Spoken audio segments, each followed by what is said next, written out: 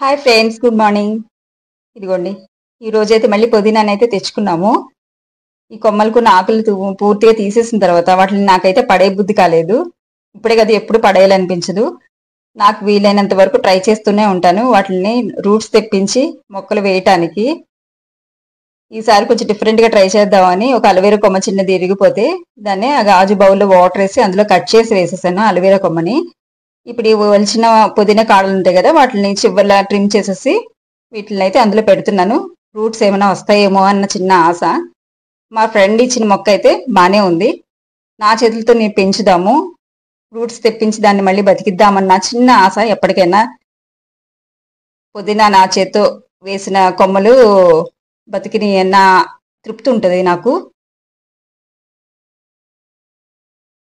మొత్తం కట్ చేసి పెట్టాను. ఇన్ని కొమ్మలు అయితే వచ్చినాయి, చూడాలి ఎన్ని ఉంటాయో.